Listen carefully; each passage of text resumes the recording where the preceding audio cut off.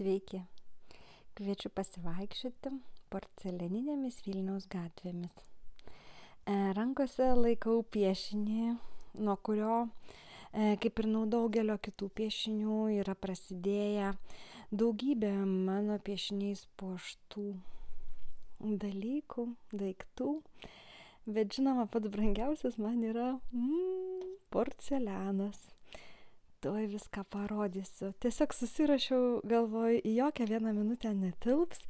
Tai kiek jums užteks kantrybės pažiūrėti, bet papasakosiu istoriją, nes visa mano kūryba yra istorijos pasakojimas, daugybės istorijų, jos teka viena į kitą, taip kaip teka šitame piešinyje. Ir kartais dar būna istorija istorijoje. Kaip kad pavyzdžiui, matot, va čia Kazimieras. Švento Kazimiero bažnyčia. Ten apačioje, žinoma, yra Kazimiero gatvelė. Ir ten kažkada Augustijono gatvelėje buvo pirmoji leidyklos Nieko rimto būstinė. Tai va šitos karvytės skrenda iš tos būstinės, kurios jau dabar seniai nėra, ir leidykla Nieko rimto yra persikraušius visai į kitą gatvę ir netgi jau turi savo namus. O štai šitą mergelę, įsidėmėkite jos veidą. Jinai, žiūrėkit, tokiais puriais, vos matomais plaukais. Vėliau, kur čia kokį puodelį jums išsitraukus ir iškart pataikius. Štai jinai. Tokia mūza. Jinai sapnuoja sapną apie Vilnių. Ir žiūrėkit, yra mūza ir yra įsimylėjėliai. Ar jie yra šitam piešiny? Paieškom. Įsimylėjėliai daug žemiau, matot? Bet staiga ant puodelio jie atsiranda arčiau. Viskas sutrumpėja. Taigi nuolat piešinys tarsi tu jį pakvieti ant puodelio sienelės ir jisai sako, šita vieta tai tikrai netelpa. Pavyzdžiui, žiūrėkit, iš visos gausybės karvyčių čia jau tik tai 2, o kita pavirto avyte. Ir mergelė, kurios buvo tokie neišreikšti, plonytė linija nupiešti plaukai, glazūra, kad gražiai atsigultų. Žiūrėkit, kokia šukuosena. Taigi aš tus piešinius nuolat pergroju, kaip kad yra iš naujo suvaidinamas spektaklis. Tas pats spektaklis vis tiek yra kiekvieną kartą unikalus. Man tas pats atsitinka, kai aš kuriu piešinius ant porceliano. Dabar pasižiūrėkime, yra kitas piešinys. Štai šitas. Vėlgi yra Aušros vartų gatvė. Mano yra pati mylimiausia gatvė. Šiaip tai jinai man tokia stebuklinga. Ir jinai vaidenasi mano tose piešiniuose vienaip ar kitaip. Štai dar vienas piešinys. Ir vėl tolumoj yra Broma, bet staiga atsiranda fontanas. Aš piešiau Rotušės aikštės fontaną dar tada, kada jo nebuvo. Bet jisai po truputį piešiamas atsirado. Bet kas yra nuostabiausia, kad aš sukūriau lėkštę, kurioje yra visi piešiniai piešti ant puodelių atsigulė vienoje lėkštėje. Dabar jums čia marga tikriausiai, bet norėjau parodyti tą grandiozinį vaizdą ir čia dar žinokit viskas netilpo, nes dar yra ir maži puodeliai bando tilpti. Aš norėčiau, kad mes juos visus iš lėto apžiūrėtume. Bet visų pirma, aš turiu 2 dydžių lėkštes su Vilniumi. Ir netgi išdrįsau visą šitą gausą pabandyti sudėti į nedidelę lėkštę. Ir gavosi, nes kaip yra kepamos linijos ant porceliano. Pradžioj porcelianas pagaminamas kaip masė, tada jis yra glazūruojamas ir mes gaunam gražų, baltutį, švytintį porcelianą, jau savaime gražų, bet jį dar galima papuošti piešiniais. Bet tokios mikroninės linijos, tai yra, absurdiškas noras, labai didelė rizika, kad jos išsilydys, nes tas linijas uždėjus, lėkštelė vėl yra kepama maždaug 600, o kartais 900, kaip kada, aš tiksliai nesu įsigilinus, bet tai yra tikrai labai aukšta temperatūra, kad ta juoda glazūra, čia ne dažas, čia glazūra, kokybiškai priliptų ir tada jūs galėtumėte indą plauti indaplovėje ir jisai tikrai būtų ilgaamžis. Kiek gali būti ilgaamžis indas, bet jisai gali būti labai ilgaamžis. Pasižiūrim į muziejus, kurie išsaugojo porcelianą 100 metų, svarbu jo nesukult. Štai laiptai, kas žino šitos laiptus, bet dabar pabandom surasti viską puodeliuose. Mažytė lėkštė ir didelė lėkštė. Tai mano istorija, bet paieškom.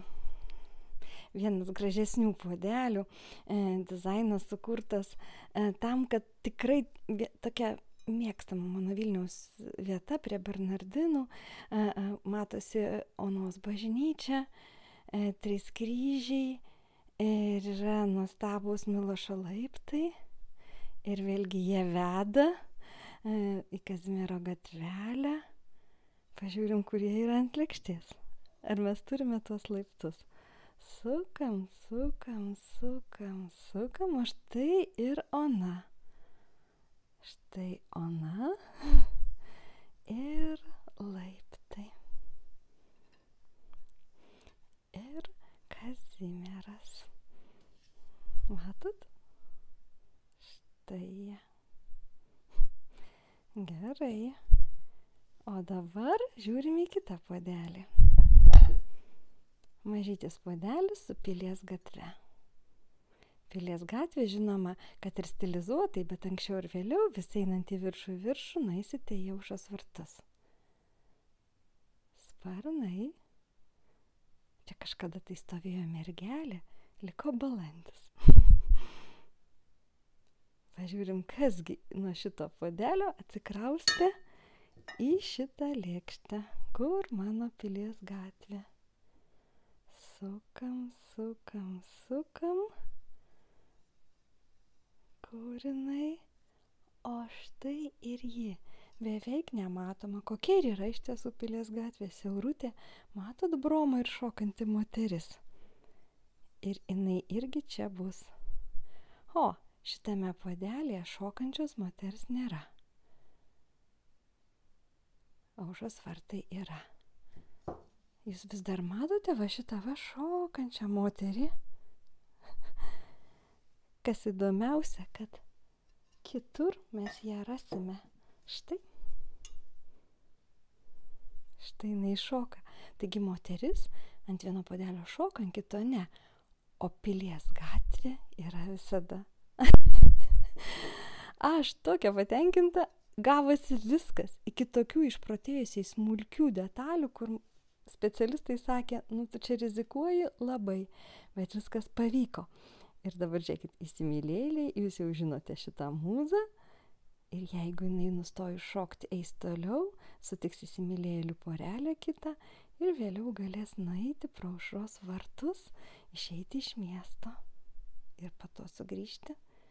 Na, o dabar Rotušė ir garsioji Undinė, kuri mano įsitikinimu tikrai gyvena Rotušės fontane. Kur jinai yra? Ieškau Rotušės fontano. Čia radau tą porelę, kurią dar parodysiu. Čia fontane dar Undinė negyvena arba jos nesimato. Bet tikrai yra puodelis, kur fontanas su Undinė yra.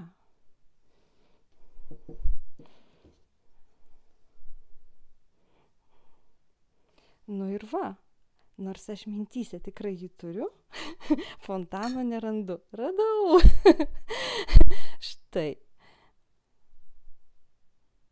Gerai, keliaujam į Rotušę. Ir netgi galėtų čia kas nors man ir karvytes ganyti, bet jau matyt netilpo. Bet vis dar skrenda avelė, kurią aš jau jums rodžiau. Na, o štai garsioji porelė, kur mergina geria kavutę su milžinišku katinu. Kur jie, tik aš juos mačiau. Kartais jie būna spalvoti. Ir štai šachmatais nuklota katedros aikštė, kuri va čia vaidenusi va taip gražiai, monochromiškai pavaizduota. Viskas dar kartą perpiešta, dar kartą papasakota ta pati istorija. Ir žiūrėkit, Vilniaus angelas ir štai Vilniaus angelas. Taigi šita lėkštė yra, kaip sakant, kelrodis po Vilnių. Ką svarbiausia Vilniui pamatyti? O Vilniui svarbiausia rasti stebuklą. Kur Vilniaus stebuklas? Štai Vilniaus stebuklas. Žinote tą plytelę? Ir jinai, žinoma, yra ir čia. Štai ji čia. Tai štai, net kažkaip prisipildžiau. Yra dar ir toks puodelis.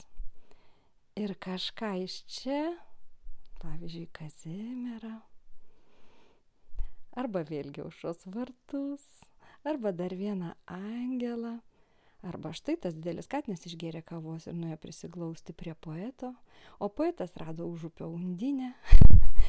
Žiūrėkite į juos ir atraskite savo Vilnių, kolekcionuokit savo Vilnių, nes šį kartą galite kolekcionuoti Vilnių tikrai rimtai. Aš jums dar ne visus puodelius parodžiau, kurie šiuo metu atkeliavę ir kol kas dar nei viena dalis neparduota pilnai. Tai galite džiaugtis, ieškokite leidyklos Nieko rimto svetainėje. Aš paliksiu nuorodą po video ir kurkite savo Vilniaus gatvelių kolekciją. Porcelianinių Vilniaus gatvelių.